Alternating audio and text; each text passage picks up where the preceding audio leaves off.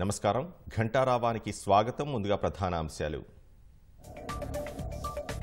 Neat పరీక్ష రద్దు చేయాలంటూ విద్యార్థి సంఘాల డిమాండ్ హైదరాబాద్ నారాయణగూడ నుంచి ట్యాంక్ బండ్ వరకు ర్యాలీ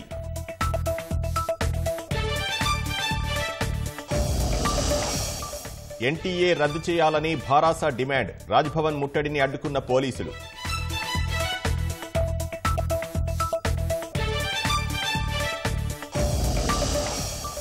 విద్యుత్ కొనుగోలుపై జ్యుడిషియల్ కమిషన్ విచారణ హాజరైన విద్యుత్ శాఖ అధికారి రఘు కోదండరాం అసోంలో భారీగా పట్టుబడిన మాదక ద్రవ్యాలు 48 కోట్ల విలువైన హెరాయిన్ స్వాధీనం 3 అరెస్ట్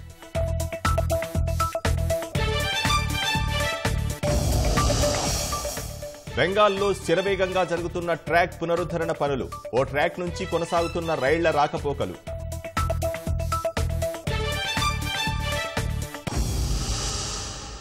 కామారెడ్డి నాగిరెడ్డిపేట మండలం రాఘవపల్లిలో దారుణ ఘటన చోటు చేసుకుంది.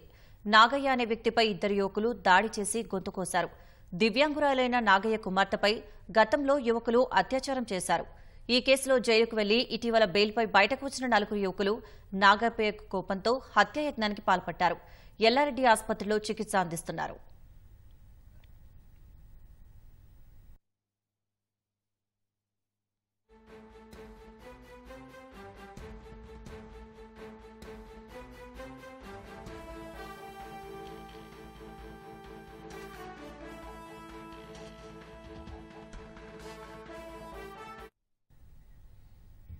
ఢిల్లీ మద్యం కేసులో అరెస్టై జైల్లో ఉన్న భారాస ఎమ్మెల్సీ కవితను ఆ పార్టీ మహిళా నేతలు పరామర్శించారు. తీహడ్ కారాగారానికి వెళ్లిన మాజీ మంత్రులు సబితా ఇంద్రారెడ్డి, సత్యవతి రాథోడ్ కవితతో ములాఖత్ అయ్యారు. ఆమె యోగక్షేమాలు అడిగి తెలుసుకున్నట్లు సమాచారం. ఢిల్లీ మద్యం కేసులో కవితను ఈడీ అరెస్ట్ చేయగా ప్రస్తుతం ఆమె జ్యుడిషియల్ రిమాండ్లో ఉన్నారు. భారాస నేతలు తీహడ్ జైలుకు వెళ్లి ఆమెను పరామర్శించి ధైర్యం చెప్పి వస్తున్నారు. ఈ నేపథ్యంలోనే సబితా ఇంద్రారెడ్డి, సత్యవతి రాథోడ్ వెళ్లినట్లు సమాచారం. రాష్ట్రంలోని మల్టీ జోన్ 1 వరంగల్ పరిధిలో 19 జిల్లాలో దాదాపు 10,000 మంది ఉపాధ్యాయులు, స్కూల్ అసిస్టెంట్లుగా పదోన్నతి పొందనున్నారు. ఇందుకు సంబంధించి ఏ క్షణమైనా ఉత్తర్వులు వెల్లడి కావచ్చని సమాచారం. ఆ వెంటనే వారికి కేటాయించిన కొత్త స్థానాల్లో చేరనున్నారు. భాషా పండితులు, పీఈటీలతో పాటు సెకండరీ గ్రేడ్ టీచర్లు కూడా ఆయా సబ్జెక్టు నిపుణులుగా పదోన్నతి పొందనున్నారు. ఉద్యోగోన్నతి పొందే మొత్తం టీచర్లలో 5,800 మందికి పైగా భాషా పండితులు, పీఈటీలే ఉన్నారు. తెలంగాణలో భాషా పండితులు, పీఈటీలు 15 లెక్కల ఫలిస్తూ స్కూల్ అసిస్టెంట్లుగా ఎట్టకేలకు పదోన్నతి పొందనున్నారు. మళ్లీ జోన్ 1లోని 19 జిల్లాలో దాదాపు 4,900 మంది భాషా పండితులు, 900 మంది పీఈటీలు ఉన్నారు. అత్యధికంగా నిజామాబాద్లో 454 మంది భాషా పండితులు, ఖమ్మం జిల్లాలో 107 మంది పీఈటీలు పదోన్నతి అందుకోనున్నారు. దీంతో భాషా పండితులు, స్కూల్ అసిస్టెంట్ భాషా ఉపాధ్యాయులు, పీఈటీలు, స్కూల్ అసిస్టెంట్ ఫిజికల్ డైరెక్టర్లు అవుతారు. వారిలో 4వ వంతు మందికి 2 ఇంక్రిమెంట్లు దక్కనున్నాయి. మరో 2-3 రోజుల్లో మల్టీ జోన్ 2 హైదరాబాద్లోని 14 జిల్లాల్లో కూడా పదోన్నతులు లభించనున్నాయి.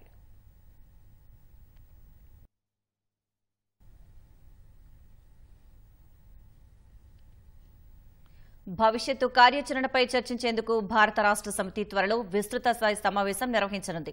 శాసనసభతో పాటు లోక్సభ ఫలితాల నేపథ్యంలో పార్టీ నేతలు, శ్రేణులకు దిశానిర్దేశం చేసేందుకు గులాబీ పార్టీ అధినేత కేసీఆర్ సిద్దమవుతున్నారు. పార్టీని సంస్థాగతంగా బలోపేతం చేసుకోవడంతో పాటు శిక్షణా కార్యక్రమాలు నిర్వహించేందుకు రంగం సిద్దం చేస్తున్నారు. శాసనసభ ఎన్నికల ఓటమి నుంచి తేరుకోకముందే లోక్సభ ఎన్నికల్లో ఘోర పరాజయం భారత రాష్ట్ర సమితిని ఇరకాటంలోకి నెట్టింది. గులాబీ నేతలు, శ్రేణులు నైరాస్యానికి లోనయ్యారు. ఒక్క ఎంపీ స్థానాన్ని కూడా గెలుచుకోకపోవడం పార్టీని ఇబ్బందికర పరిస్థితుల్లోకి నెట్టింది. లోక్సభ ఎన్నికల ఫలితాల తర్వాత భారాసాలో నిశ్శబ్దం అలుముకుందనే చెప్పొచ్చు. అధినేత కేసీఆర్ తనను కలిసిన నేతలు, ఉద్యమకారులతో క్షేత్రస్థాయి పరిస్థితిని ఆరా తీస్తున్నారు. జరుగుతున్న పరిణామాలపై ముఖ్య నేతలతో మంతనాలు జరుపుతున్నారు. కేంద్ర రాష్ట్ర ప్రభుత్వాల పనితీరును నిశితంగా గమనిస్తూ ఉండాలని నేతలకు సూచిస్తున్నారు. భవిష్యత్ కార్యాచరణకు సంబంధించి కేసీఆర్ త్వరలోనే చర్యలు తీసుకుంటారని పార్టీ వర్గాలు చెబుతున్నాయి. పార్లమెంటు ఎన్నికల సన్నాహక సమావేశాల్లో వచ్చిన అభిప్రాయాలు, నేతలు, ఉద్యమకారుల నుంచి వస్తున్న సూచనలపై పార్టీలో చర్చించి తగిన కార్యాచరణ చేపడతారని అంటున్నారు. అందులో భాగంగా త్వరలోనే పార్టీ విస్తృత స్థాయి సమావేశం నిర్వహించనున్నట్లు సమాచారం. ఎమ్మెల్యేలు, ఎమ్మెల్సీలు, ఎంపీలు, మాజీ ప్రజా ప్రతినిధులు, రాష్ట్ర కమిటీ సభ్యుల సమావేశం నిర్వహించే యోచనలో ఉన్నట్లు తెలిసింది. అందరి అభిప్రాయాలపై సమావేశంలో చర్చించి అవసరమైన నిర్ణయాలు తీసుకుంటారని అంటున్నారు. లోక్సభ ఎన్నికల నేపథ్యంలో పార్టీ వార్షికోత్సవాన్ని కూడా నిర్వహించలేదు. 2 రోజుల పాటు ప్లీనరీ నిర్వహించనున్నట్లు కేసీఆర్ ఇటీవల తెలిపారు. ప్లీనరీ విషయం కూడా స్పష్టతకొస్తుందని అంటున్నారు. పార్టీని సంస్థాగతంగా బలోపేతం చేస్తామని గతంలో చెప్పారు. నేతలు, పార్టీ శ్రేణులకు శిక్షణ ఇచ్చేందుకు కూడా గులాబీ పార్టీ సిద్ధమవుతోంది. అన్ని జిల్లా కేంద్రాల్లో ఉన్న పార్టీ కార్యాలయాల్ని పూర్తిగా సద్వినియోగం చేసుకునేలా కార్యక్రమాలు రూపొందించాలని భావిస్తున్నారు. వీటన్నింటికీ సంబంధించి భారాస అధినేత కేసీఆర్ నుంచి త్వరలోనే స్పష్టత వస్తుందని పార్టీ వర్గాలంటున్నాయి. కూలీల కష్టాలు తెలుసుకునేందుకు పలుగుపట్టి ఉపాధి పనుల్లో భాగస్వామి అయ్యారు సూర్యాపేట జిల్లా హుజూర్నగర్కు చెందిన ఐఆర్ఎస్ అధికారి సందీప్. ప్రస్తుతం ఆయన Bengaluru south central tax commissionerate GST investigation విభాగంలో అసిస్టెంట్ కమిషనర్గా విధులు నిర్వర్తిస్తున్నారు. చిల్పకుంట్ల గ్రామంలో ఉపాధి హామీ కింద చెరువు పూడికతీత పనులు చేస్తున్నట్లు తెలుసుకున్న సందీప్ డీఆర్డీఓ అనుమతి తీసుకుని సోమవారం అక్కడికి వెళ్లారు. పలుగుతో మట్టి తవ్వడం దగ్గర నుంచి తట్టలో వేసిన మట్టిని ట్రాక్టర్లో నింపడం, ట్రాక్టర్లోని మట్టిని రైతు పొలానికి చేర్చడం వరకు అన్ని పనులు చేశారు. చేతులు బొబ్బలెక్కినా లెక్క చేయకుండా కొనసాగారు. కూలీలతో కలిసే భోజనం చేశారు. వారికి అందుతున్న వేతనం, ఎదుర్కొంటున్న ఇబ్బందులను అడిగి తెలుసుకున్నారు.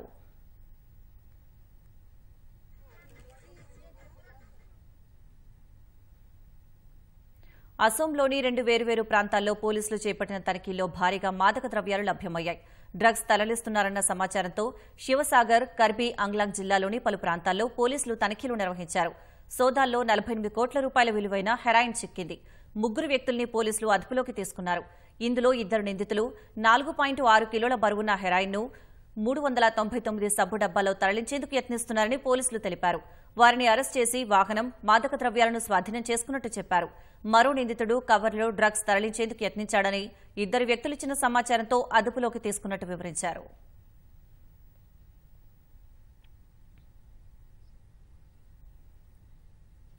అసోంలో ఉదల్గురి పట్టణానికి సమీపంలోని శాంతిపూర్ గ్రామంలో పోలీసులు భారీగా ఆయుధాలను స్వాధీనం చేసుకున్నారు. అక్రమంగా ఆయుధాలను విక్రయించేందుకు యత్నించిన వారిని 2ని అరెస్ట్ చేశారు. నిందితుల నుంచి ఒక AK-57 రైఫిల్, ఒక మ్యాగజైన్, 668 బుల్లెట్లను స్వాధీనం చేసుకున్నారు.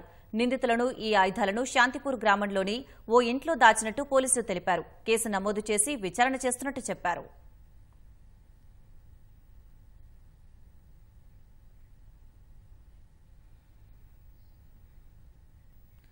పీఎం కిసాన్ 17వ విడత నిధులను ప్రధాని నరేంద్ర మోదీ ఇవాళ ఉత్తరప్రదేశ్లోని వారణాసిలో విడుదల చేయనున్నారు. ఈ పథకం ద్వారా మొత్తం 9.26 కోట్ల మంది రైతుల ఖాతాల్లోకి 20,000 కోట్ల రూపాయలు జమ కానున్నాయి. ప్రధానిగా మూడోసారి ప్రమాణ స్వీకారం చేసిన తర్వాత తొలిసారి సొంత నియోజకవర్గం వారణాసిలో పర్యటిస్తున్నారు. తోటి రైతులకు మద్దతుగా పారా ఎక్స్టెన్షన్ వర్కర్లుగా పనిచేసేందుకు కృషి సఖీలుగా శిక్షణ పొందిన 30,000 మందికి పైగా స్వయం సహాయ బృందాల మహిళలకు ఇవాళ ప్రధాని ధ్రువపత్రాలు అందజేయనున్నారు. దేశవ్యాప్తంగా 732 కృషి విజ్ఞాన కేంద్రాలు, 1,00,000కు పైగా ప్రాథమిక వ్యవసాయ సహకార సంఘాలు, 5 లక్షల ఉమ్మడి సేవా కేంద్రాలతో పాటు 2.5 కోట్ల మంది రైతులు వర్చువల్గా ఈ కార్యక్రమంలో పాల్గొంటారని కేంద్ర వ్యవసాయ శాఖ మంత్రి శివరాజ్ సింగ్ చౌహాన్ తెలిపారు. బుధవారం ప్రధాని మోదీ పర్యటించనున్నారు.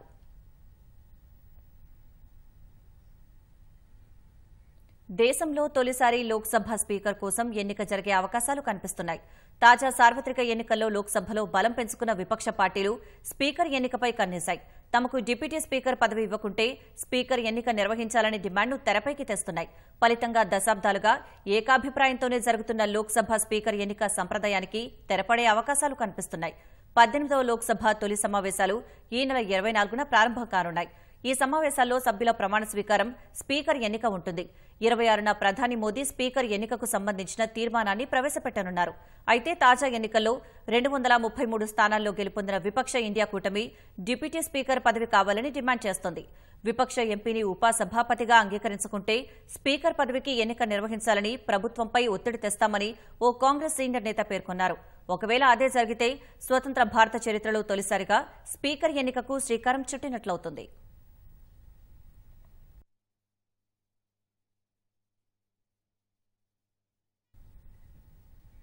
జూలైలో ప్రవేశపెట్టే పూర్తిస్థాయి కేంద్ర బడ్జెట్లో ఆదాయపు పన్ను రేట్లలో మార్పులు ఉండే సంకేతాలు కనిపిస్తున్నాయి. కొన్ని ఆదాయ వర్గాల వారికి పన్ను రేట్లను తగ్గించాలని ప్రభుత్వం భావిస్తున్నట్లు మీడియా కథనాలు పేర్కొంటున్నాయి. తద్వారా వినియోగాన్ని పెంచాలన్న ఆలోచన చేస్తున్నట్లు తెలుస్తోంది. కేంద్రంలో మూడోసారి అధికారంలోకి వచ్చిన మోదీ సర్కార్ జూలైలో పూర్తిస్థాయి బడ్జెట్ ప్రవేశపెట్టనుంది. ద్రవ్యోల్బణం, నిరుద్యోగం, ఆదాయం వంటి అంశాల్లో కొన్ని వర్గాల వ్యతిరేకతే ఎన్నికల్లో భాజపాకు ఆశించిన ఫలితాలు రాలేదన్న అంచనాలున్నాయి. ఈ నేపథ్యంలో ఈసారి బడ్జెట్లో వారికి ఊరటనిచ్చేందుకు మోదీ సర్కారు ఆలోచన చేస్తున్నట్టు సమాచారం. ముఖ్యంగా మధ్యతరగతికి ఊరటనివ్వడంతో పాటు వారి పొదుపును పెంచేందుకు సర్కారు ఆలోచన చేస్తోందని సంబంధిత వర్గాలు తెలిపాయి. 15 లక్షలకు పైగా ఆర్జిస్తున్న వారికి ఉపశమనం ఉండొచ్చని చెబుతున్నారు. 10 లక్షల వార్షిక ఆదాయంపైన పన్ను రేట్లు తగ్గించే యోచన చేస్తోందని తెలిసింది. కొత్త ఆదాయ పన్ను స్లాబులపైన చర్చ జరుగుతోందని కథనాలు పేర్కొన్నాయి. మధ్యతరగతి ఆదాయాలు, వారి జీవనశైలిని పెంపొందించడమే తమ లక్ష్యమని ప్రధాని మోదీ సైతం ఇటీవల చెప్పారు. జూన్ 20 నుంచి బడ్జెట్ ముందస్తు చర్చలను ఆర్థిక మంత్రి నిర్మలా సీతారామన్ ప్రారంభించనున్నారు.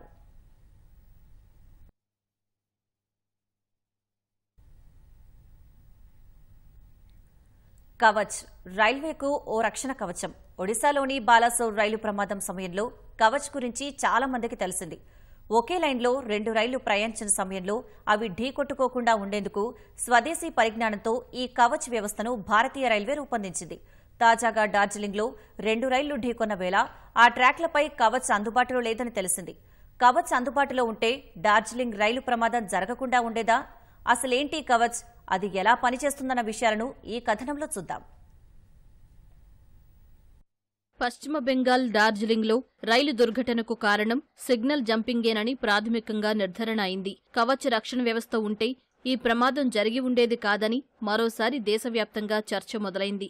నిజానికి వచ్చే ఏడాదిలోపు ఢిల్లీ గౌహటి రైల్వే ట్రాకుపై కవచ్ను ఏర్పాటు చేసేందుకు రైల్వే శాఖ సిద్ధమైంది. వచ్చే ఏడాదిలోగా 6,000 కిలోమీటర్ల మేర కవచ్ను ఏర్పాటు చేయాలనుకున్న భారత రైల్వే ప్రణాళికలో ఢిల్లీ గౌహటి రైలు మార్గం కూడా ఉంది. బెంగాల్ వ్యాప్తంగా ఈ ఏడాది చివరి నాటికి 3,000 కిలోమీటర్ల మేర ట్రాక్లు కవచ్ పరిధిలోకి రానున్నాయి. ప్రస్తుతం రైలు ప్రమాదం జరిగిన ప్రాంతంలో కవచ్ రక్షణ శాఖ లేదని రైల్వే వర్గాలు తెలిపాయి.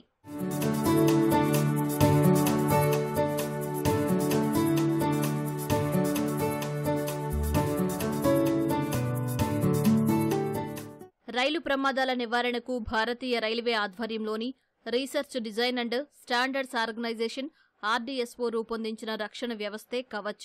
రెడ్ సిగ్నల్ను పట్టించుకోకుండా లోకో పైలట్ రైలును ముందుకు నడిపినప్పుడు, అంటే సిగ్నల్ ఫాస్ట్ అట్ డేంజర్ సమయంలో ఈ వ్యవస్థ అప్రమత్తం చేస్తుంది. నిర్దేశించిన వేగం కన్నా రైలును లోకో పైలట్ నడుపుతున్నా లేదా మరో లోకోమోటివ్ను ఢీకొట్టే ప్రమాదం ఉన్నా కవచ్ బ్రేకింగ్ సిస్టమ్ ఆటోమేటిక్గా పనిచేస్తుంది. అలాంటి సందర్భాల్లో ఈ వ్యవస్థ లోకో పైలట్ను అప్రమత్తం చేసి బ్రేక్లను తన నియంత్రణలోకి తెచ్చుకుంటుంది. అదే లైన్లో మరో రైలు వస్తున్నట్లు గమనిస్తే ఆటోమేటిక్గా బ్రేకులు వేసి ఆపేస్తుంది. ఎదురుగా ఉన్న రైలు నిర్దిష్ట దూరంలో ఉండగానే ఈ పని పూర్తి చేస్తుంది.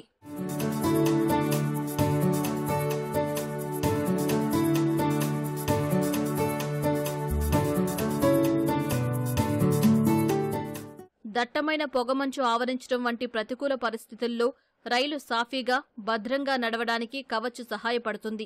ఇందుకోసం క్యాబిన్లో సిగ్నల్ను ప్రదర్శిస్తుంది. రైలు లెవెల్ క్రాసింగ్ గేట్ల వద్దకు చేరుతున్నప్పుడు ఈ వ్యవస్థ తనంతట తానుగా అప్రమత్తం చేస్తుంది. ప్రమాదం జరిగినప్పుడు సమీపంలోని రైళ్లకు అత్యవసర సందేశం పంపి వాటిని అప్రమత్తం చేస్తుంది.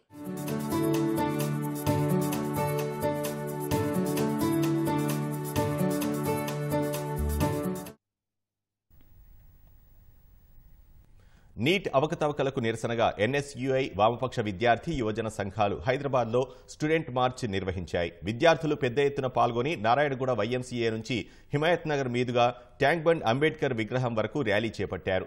నీట్ అవకతవకలపై విచారణ జరిపించాలని విద్యార్థి సంఘాల నాయకులు డిమాండ్ చేశారు.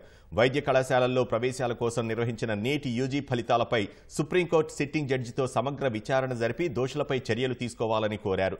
ఇంటర్మీడియట్ మార్కుల ఆధారంగా వైద్య కళాశాలల్లో సీట్లను కేటాయించాలని కోరారు. ఈ పరీక్షలో ప్రశ్నాపత్రం లీక్ అయిందా లేక మాస్ కాపీయింగ్ జరిగిందా అనే అనుమానాలు వ్యక్తమవుతున్నాయన్నారు. విద్యార్థులకు న్యాయం జరిగేలా కేంద్ర ప్రభుత్వం చర్యలు తీసుకోవాలన్నారు.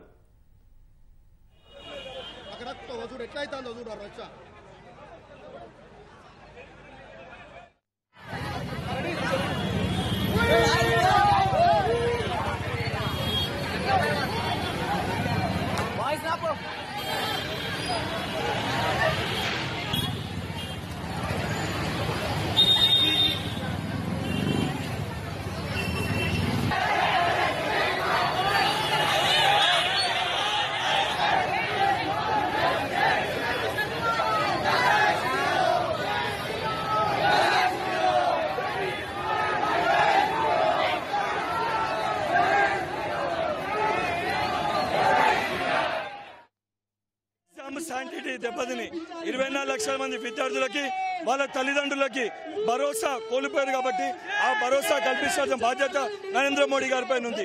ఆ ఎగ్జామ్ ని క్యాన్సిల్ చేయాలి, సిట్టింగ్ జడ్జి చేత విచారణ జరిపించాలి. ఏదైతే నరేంద్ర మోడీ గారు భారతదేశ ప్రజలకి బహిరంగ క్షమాపణ చెప్పాలి. దానితో పాటు రాష్ట్ర పరిధిలో ఎగ్జామ్ నిర్వహించుకునే అవకాశం కల్పించాలి. దానితో పాటు ఏదైతే 24 లక్షల మంది విద్యార్థులు అయితే నమ్మకాన్ని అయితే కోల్పోయారో ఆ ఎన్ఈటీ ఏదైతే నేషనల్ టెస్టింగ్ ఏజెన్సీ ఉందో దాన్ని కూడా రద్దు చేయాలని చెప్పి ఈ 6 డిమాండ్లతోటి తెలంగాణకి వెళ్ళి ఒక వాయిస్ వినిపివ్వాలి. తెలంగాణ గడ్డకెళ్ళి ఉన్న విద్యార్థి యోజన నాయకులందరూ కూడా వాళ్ళకి న్యాయం జరిగే వరకు పోరాటం చేస్తూనే ఉంటామని ఒక భరోసా కల్పించడానికి ఈరోజు ఈ యొక్క ప్రొటెస్ట్ మార్చిని ప్రారంభించడం జరిగింది. కొంతమందికి ఎగ్జామ్స్ మళ్ళీ కండక్ట్ చేస్తున్నప్పుడు గతంలో కూడా రాష్ట్రంలో టీఎస్పీఎస్సీ లీకేజ్ అయినప్పుడు కానీ ఆరోపణలు ఎదుర్కొంటున్నప్పుడు బెనిఫిట్ ఆఫ్ డౌట్ కింద ఎగ్జామ్ ని క్యాన్సిల్ చేయబడ్డది. ఈ రోజు చాలా స్పష్టంగా రోజుకొక చోట పేపర్ లీకేజ్ అయిందని చెప్పి ఆధారాలు బయటకు వస్తున్నాయి. సో నమ్మకాన్ని కోల్పోయారు, శాంటిటీ దెబ్బతిన్నది కాబట్టి ఎగ్జామ్ ని క్యాన్సిల్ చేసి రీకండక్ట్ చేయాలని డిమాండ్ చేస్తారు. ప్రమోద్ కుమార్ జోషి ఏదైతే మధ్యప్రదేశ్ లో పబ్లిక్ సర్వీస్ కమిషన్ చైర్మన్ ఉండే వ్యాపారం స్కామ్ అయినప్పుడు, తర్వాత ఛత్తీస్గఢ్ లో అవకతవకలు జరిగినప్పుడు అక్కడ చైర్మన్ ఉండే, యూపీఎస్సీలో చైర్మన్ ఉన్నప్పుడు అనేక ఆరోపణలు ఎదుర్కొంటూ ఈ రోజు ఎన్ఈటీ నేషనల్ టెస్టింగ్ ఏజెన్సీకి కూడా ఆయన రోజు చైర్మన్ గా వ్యవహరిస్తారు. సో ఇది చాలా కాన్స్పిరసీ ఉంది కాబట్టి దీనికి సిట్టింగ్ జడ్జి చోట విచారణ జరిపించాలని డిమాండ్ చేస్తారు. హైదరాబాద్ విజయవాడ జాతీయ రహదారిపై దారిదోపిడీ దొంగలు రెచ్చిపోతున్నారు. ఈ మార్గంలో దొంగతనాలు నిత్యకృత్యమవుతున్నాయి. గత 2.5 నెలలుగా ఈ తరహా ఘటనలు ఎక్కువ కావడంతో రాత్రిపూట ప్రయాణించే వాహనదారులు భయాందోళనకు గురవుతున్నారు. జిల్లాలో జాతీయ రహదారిపై అర్ధరాత్రి ప్రయాణించాలంటే ప్రాణాలు అరచేతిలో పెట్టుకోవాల్సిన పరిస్థితి నెలకొంది. జాతీయ రహదారిపై రాత్రి సమయాల్లో దారిదోపిడీ దొంగలు బీభత్సం సృష్టిస్తున్నారు. అర్ధరాత్రి వేళల్లో ఎవరికీ ఏమాత్రం అనుమానం రాకుండా అచ్చం ప్రయాణికుల్లానే తిరుగుతూ పార్కింగ్ చేసిన వాహనాల్లోంచి డీజిల్ దొంగతనం చేయడం, రహదారిపై వెళ్తున్న వాహనాలను ఆపి దోపిడీలకు పాల్పడుతున్నారు. రద్దీ లేని ప్రదేశాల్లో ఆగి ఉన్న వాహనదారులను డబ్బు, బంగారం కోసం బెదిరించడం, కాదని ఎదిరిస్తే ఏకంగా హత్య చేయడానికి సైతం వెనకాడడం లేదు. ఇందుకు తాజాగా హైవేపై జరిగిన ఘటనలే నిదర్శనం. వరుస చోరీలు జరగడంతో నల్గొండ జిల్లా పోలీసులు నిఘా పెంచారు. దారి దోపిడీలపైన దర్యాప్తు ముమ్మరం చేశారు.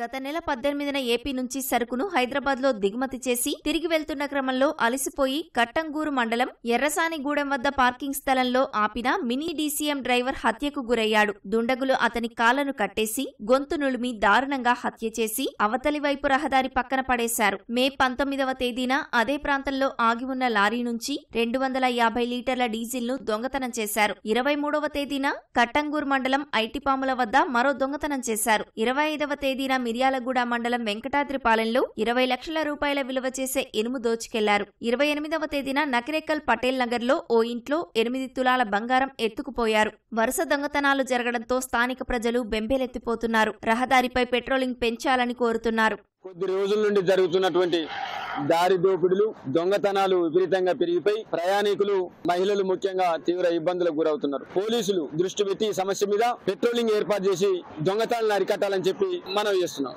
దౌర్జన్యంగా వ్యవహరిస్తుంటే మరి ఈ రోడ్డు సేఫ్టీ లేదు. మరి సేఫ్టీ విషయంలో ఈ జిఎంఆర్ వాళ్ళు అయితేనేమి, ఎందుకంటే ఇక్కడ టోల్ గేట్ దగ్గరనే జరిగింది, అది జిఎంఆర్ వాళ్ళు అయితేనేమి విఫలమైనట్లుగా కనపడతా ఉంది.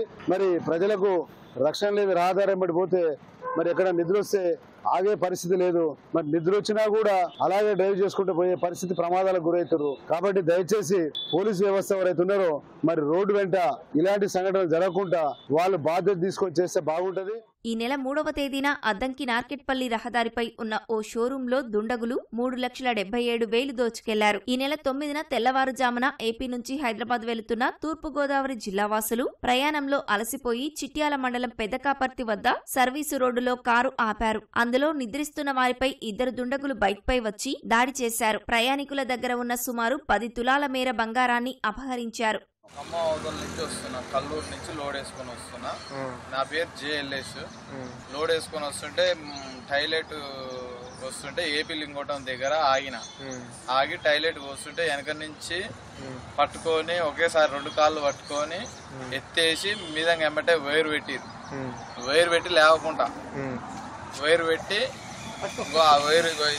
ఈ వైర్ పెట్టి లేవకుండా చేసి కట్టేసి 2 స్తంభాల పొడుగు ఎత్తుకపోయి మీద కూర్చొని డబ్బులు ఆడున్నాయి అని ఇటు అటు కొట్టడం జరిగి ఒక వ్యక్తి నా మీద కూర్చొని ఒక వ్యక్తి బండ్ల ఈ లారీలో పైసలు ఆడున్నాయి మొత్తం శోధించి 22,000 రూపాయలు తీసుకొని పోయి నన్ను మళ్ళా కాలువలో ఎత్తేసి వెళ్ళిపోయారు. ఎవరు లేరు. ఇట్లా జరుగుతుంది అనేది మేము ఎప్పుడైనా మాకు ఇలాంటి జరగలే. ప్రయాణికులు అలసిపోయి నిద్రిస్తున్న సమయంలో అది దొంగలకు అడ్డాగా మారుతున్నటువంటి పరిస్థితి ఉన్నది. ఉండాల్సినటువంటి జిఎంఆర్ సంస్థ కూడా ఎలాంటి జాగ్రత్త చర్యలు చేపట్టకపోవడం వల్ల ప్రయాణికులు ప్రాణాలు అరిచేతిలో పెట్టుకొని ప్రయాణిస్తున్నటువంటి పరిస్థితి ఉన్నది. ఇటు పోలీసు వ్యవస్థ కానీ ప్రభుత్వ యంత్రాంగం కానీ చిత్తశుద్ధితో పనిచేయాల్సినటువంటి అవసరం ఉన్నది. అట్లా పనిచేయాలని కోరుతా ఉన్నాం.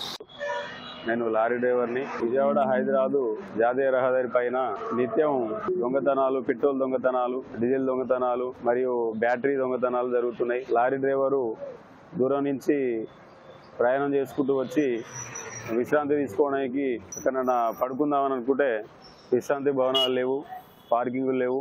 అందువల్ల నిద్రించిన సమయంలో దొంగతనాలు జరుగుతుంది.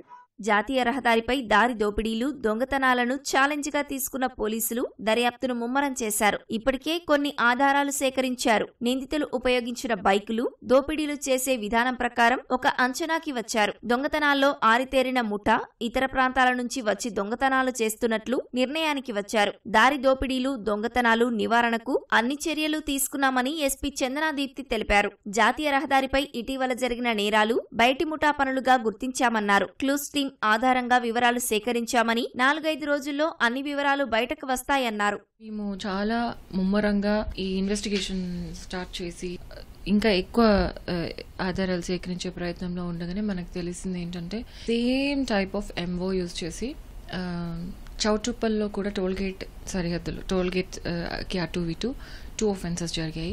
అదేవిధంగా కర్నూలులో కూడా టోల్గేట్ దగ్గర 2 offenses 2-3 జరిగాయని తెలుస్తుంది. ఇవి ఎలక్షన్ టైంలో జరిగాయి ఈ offenses అన్ని.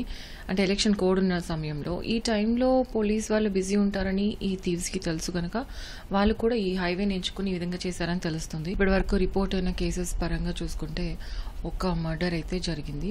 ఆ మర్డర్ కూడా వీఆర్ సస్పెక్టింగ్ సేమ్ గ్యాంగ్ చేసి ఉంటారనేసి. మన నల్గొండ పోలీస్ చాలా చాలా డెడికేటెడ్గా టీమ్స్ ఫామ్ చేసి ఇన్వెస్టిగేషన్ చేస్తూ మంచి లీడ్స్ దొరికే విధంగా ఆ డైరెక్షన్లో వెళ్తున్నాము. మనకు ఆల్రెడీ ఎవరు చేశారనేది తెలిసింది. బట్ వాళ్ళు ఇంకా సర్ఫేస్ అవుతూ అవే ఛాన్సెస్ కూడా ఉన్నాయి. బట్ వాళ్ళని పట్టుకోవాలంటే because they don't use phones వాళ్ళు వాడరు, చాలా తెలివిగా చేస్తారు. And they very bold offenders. And వీళ్ళు ఒక ఇంటర్ స్టేట్ గ్యాంగ్. వీళ్ళని పట్టుకునే ప్రయత్నంలోనే ఉన్నాం మనకి ఆధారాలు ఉన్నాయి. త్వరలో వాళ్ళని పట్టుకుని సరైన శిక్ష పడే విధంగా చేస్తామని కంప్లీట్గా మాకు నమ్మకం ఉంది. జాతీయ రహదారిపై దారి దోపిడీలు, దొంగతనాలపై నల్గొండ జిల్లా పోలీసులు నిఘా పెంచి దర్యాప్తు ముమ్మరం చేశారు. రాత్రిపూట జాతీయ రహదారిపైన పెట్రోలింగ్ పెంచామని ఎస్పీ చందనాదీప్తి వెల్లడించారు. ప్రజలెవరూ భయపడాల్సిన అవసరం లేదని స్పష్టం చేశారు.